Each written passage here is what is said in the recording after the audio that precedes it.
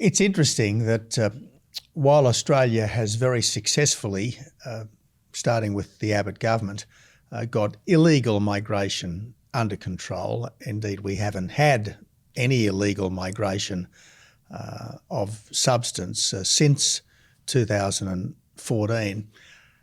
We haven't got legal migration under control. In fact, in recent times, legal migration has skyrocketed, mostly because it's being driven by educational institutions which are effectively selling residency as opposed to schooling or studying, and businesses that would prefer not to train up locals or pay locals what locals will work for, and therefore import workers to do entry-level jobs.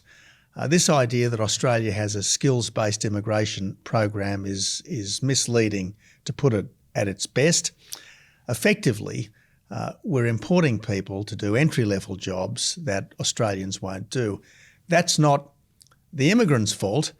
It's our fault for not running a better system. And as well as that, again, I think 99.9% of our migrants come here wanting to join us, not to change us, but all too often they come here and instead of being told that they're now part of the best country on earth, they're told that they're part of a country which should be ashamed of itself because of its past racism and present discrimination, a country that had almost illegitimate origins because of the dispossession of the Aboriginal people and so on.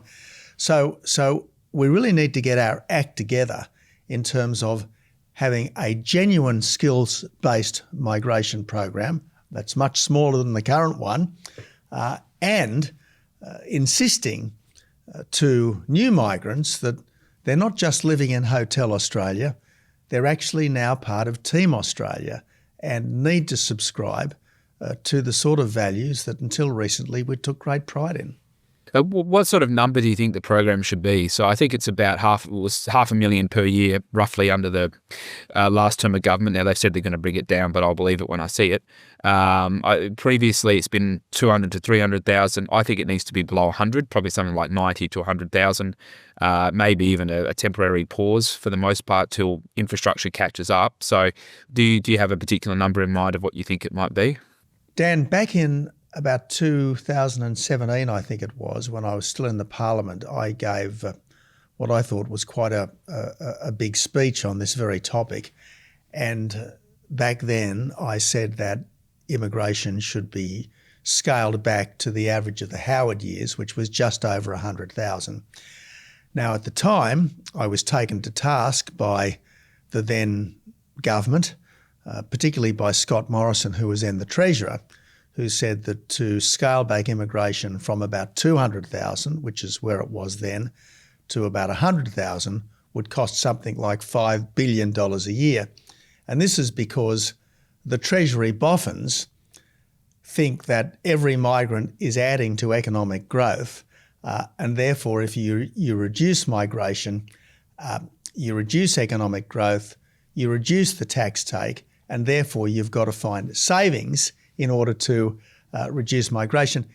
Now, it's true that most migrants do add to overall economic growth, but they don't necessarily add to growth per capita, growth per person, because a lot of our recent migrants in particular are not as productive as the general Australian population.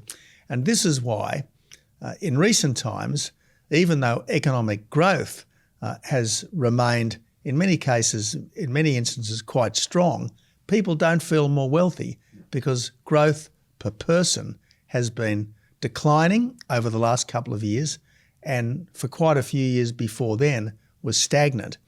So high immigration is not only putting pressure on our infrastructure, it's not only putting downward pressure on wages and upward pressure on housing costs, it's also masking the fact that in recent times, governments have been frightened of economic reform.